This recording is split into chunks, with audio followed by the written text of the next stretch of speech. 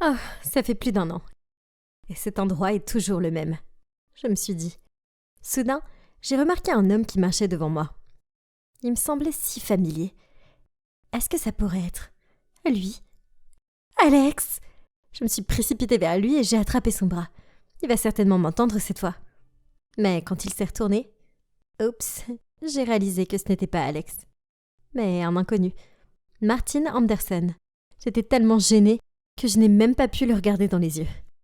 Désolée, ai-je murmuré en courant vers l'ascenseur. Ça doit être le destin. On se rencontre à nouveau. J'étais à l'extérieur du bâtiment quand j'ai entendu une voix. Je me suis retournée et il était là, le type que j'avais rencontré ce matin. « Bonjour, je m'appelle Martine », a-t-il dit et il m'a tendu la main. Avant que je puisse réagir, j'ai entendu quelqu'un m'appeler. C'était Tom, mon meilleur ami qui vient du Vietnam. J'avais un rendez-vous à midi avec lui, mais j'avais presque oublié. « Oh, je suis Lindsay, c'est super de vous voir », puis j'ai rapidement dit au revoir à Martine et je me suis précipitée vers Tom. « Lindsay, comment se passe ton nouveau travail et qui était ce type là-bas ?» Je me suis sentie si triste quand il m'a demandé ça. Je le connais pas vraiment. C'est juste qu'il ressemble tellement à quelqu'un de mon passé. Tom a roulé les yeux. Quelqu'un de ton passé? Oh, allons. Ne dis pas que c'est ton pathétique petit ami qui t'a abandonné au Vietnam. Eh bien, qu'est-ce que je pouvais dire? Malgré ce que Alex m'a fait, je n'arrivais toujours pas à le faire sortir de ma tête après tout ce temps. Tom l'a clairement senti en disant « Honnêtement, Lindsay, tu dois l'oublier. C'était un vrai connard. » Soudain, tous les souvenirs de notre relation ont refait surface. Il y a 1 an, Alex et moi étions partis ensemble à l'aventure au Vietnam. Nous l'avons planifié depuis longtemps. Et ça devait être un long voyage, puisque nous voulions explorer le pays autant que possible. Au début, tout se passait comme prévu. Et puis, un matin, une dispute stupide nous a conduit à une grosse bagarre, qui a mis Alex tellement en colère qu'il s'est levé et est parti. Je pensais qu'il avait juste besoin de se calmer et qu'il reviendrait. Alors j'ai continué le voyage toute seule en attendant. Mais les jours sont passés rapidement, et il n'y avait aucun signe de lui. Et depuis lors, je n'ai pas vu ou entendu parler de lui. C'est comme s'il s'était volatilisé. Quoi qu'il en soit, j'ai dû payer tout le voyage moi-même, y compris les choses qui étaient réservées pour 2 personnes. Alors je me suis vite retrouvée à court d'argent, et ce qui restait sur mon compte en banque ne pouvait même pas me permettre d'acheter un billet de retour. Alors j'ai demandé à ma mère si je pouvais lui en emprunter. Et c'est là qu'elle m'a dit ce qui s'était passé. Ma famille avait de gros problèmes à cause d'un scandale alimentaire dans leur restaurant. L'affaire était vraiment grave et ils avaient mis la clé sous la porte. Ma mère m'a donc dit de rester au Vietnam pour un certain temps, jusqu'à ce que les choses se soient calmées. C'est ainsi que je me suis retrouvée coincée au Vietnam pendant 1 année entière, et le reste est de l'histoire. Je me suis tournée vers Tom et j'ai souri. Il avait été si bon avec moi. Tom, merci de m'avoir aidé à trouver un travail. Tu m'as sauvé la vie. Tom a souri et a dit « Non, je devrais te remercier. En fait, c'est la raison pour laquelle je suis ici aux États-Unis pour remplir mon master.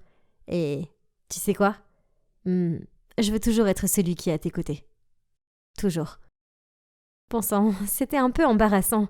Je ne savais pas quoi répondre, alors j'ai forcé un sourire poli. Oui, je pouvais voir qu'il avait des sentiments pour moi, mais je le considérais que comme mon meilleur ami. Et en plus, en ce moment, j'avais déjà du pain sur la planche. Donc, me voilà maintenant, dans l'entreprise qui appartenait à ma famille pour aider mes parents à résoudre ce scandale avec leur restaurant. Je sais que les allégations sont fausses et je suis déterminée à les aider à résoudre ce problème pour qu'ils puissent récupérer leur affaire. En attendant, je dois travailler sous les ordres du nouveau PDG, Monsieur Garcia. Bien, bonjour, précieuse princesse de la famille Stewart. Oh, Monsieur Garcia, ça fait longtemps que je n'ai pas vu ses yeux vifs. Quel honneur pour nous d'avoir la fille de l'ancien PDG comme employée. Ah, j'ai oublié de le mentionner, mais devinez quoi? Il se trouve que cet homme impoli est l'oncle d'Alex. Alors oui, c'était amusant. Et il y a quelque chose que je n'arrive pas à me sortir de la tête. La disparition d'Alex s'est produite exactement au même moment où l'entreprise de ma famille s'est effondrée. Coïncidence ou... J'irai au fond des choses. Depuis lors, j'ai fait beaucoup d'efforts dans mon travail, en espérant trouver des indices. Mais Monsieur Garcia n'a jamais failli à me causer des ennuis sans fin. Heureusement, Martine était à mes côtés. Oui, c'est vrai, ce type que j'avais rencontré par hasard lors de mon premier jour de travail. Il m'a tellement soutenue. Il m'a même apporté le dîner quand je faisais des heures supplémentaires. Je veux dire, c'est trop mignon. Et plus je passais du temps avec lui, plus j'étais heureuse. Il y avait quelque chose de si familier en lui. Tom, cependant, n'était pas content de ça. Il avait postulé pour un stage dans notre entreprise et il travaillait dans le département de contrôle des fichiers.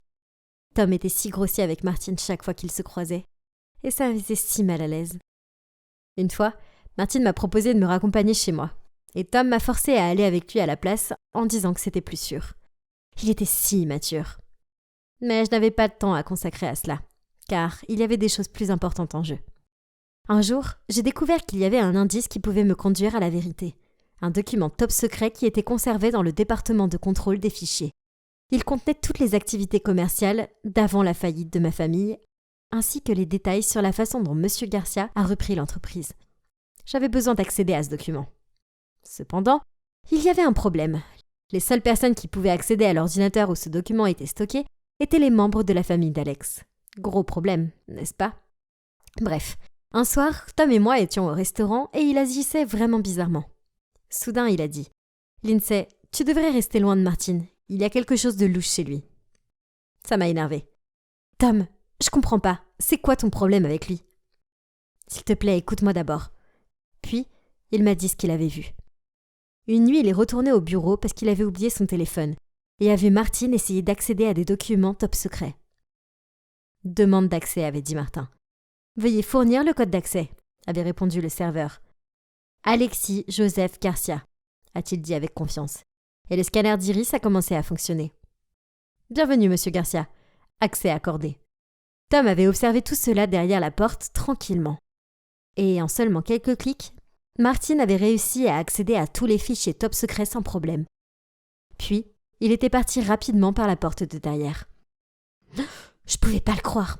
Si seule la famille Garcia avait accès à ces fichiers, comment Martine avait-il fait ça? Et comment connaissait-il le nom complet d'Alex? Bon, je devais payer plus attention à ce type. Au moins, il y avait eu le dossier de toute façon. Ça me suffisait. Je devais l'obtenir de lui. Quelques jours plus tard, j'ai prétendu que mon ordinateur portable était en panne, et j'ai demandé si je pouvais emprunter le sien pour envoyer quelques emails. J'ai rapidement vérifié ces fichiers, mais je n'ai rien trouvé. Où pouvait-il les garder? Puis un jour, je l'ai vu glisser une clé USB dans son sac. Eh bien, ça c'était louche. Peut-être était-ce ce dont j'avais besoin.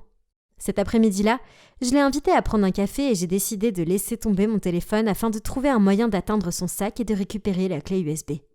Malheureusement, ça ne s'est pas passé comme prévu. J'ai fini par renverser ma tasse de café et elle s'est répandue sur la manche de Martine. Il portait toujours des manches longues, même les jours de canicule. Mais bien sûr, le café s'était répandu partout. Alors il a rapidement relevé sa manche. Et c'est là que je l'ai vue. Une cicatrice qui remontait le long de son bras. Je suis restée bouche bée. Comment tu as eu cette cicatrice? Elle ressemble exactement à celle de mon ex. Alex avait la même cicatrice. Avant que je puisse en dire plus, Martine a fait un bond et a dit « Quelle cicatrice ?» Puis il a rapidement baissé sa manche. « Ne me mens pas, Martine. Je l'ai vue. Et je sais qu'il y a quelque chose qui cloche chez toi. Pourquoi as-tu accédé à la salle des serveurs à 22h? Et comment connais-tu le nom complet d'Alex? Dis-moi qui tu es. Je savais que tu avais quelque chose de familier. Dis-moi juste la vérité. » Oui, c'est moi. Alex. Il a parlé avec hésitation, puis m'a demandé de me calmer. Mais je ne pouvais pas le supporter. Les battements de mon cœur se sont accélérés. « Comment as-tu pu faire ça ?» j'ai crié. « Toi et ton oncle aviez prévu ça depuis le début ?»